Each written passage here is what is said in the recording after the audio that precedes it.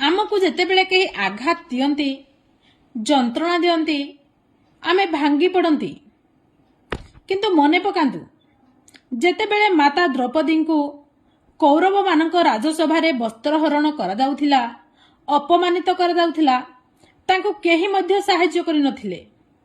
एपरिकी पितामह भीष्म एवं तांकर पंच पति मध्य नीरव रहिथिले।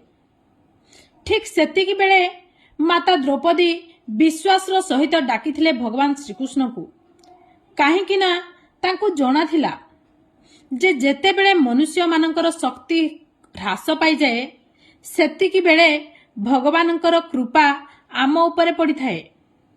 भगवान श्रीकृष्ण मध्य सेतिकी बेले केवल तांको वस्त्र देई नथिले बरं तांको विश्वास को रक्षा करिथिले।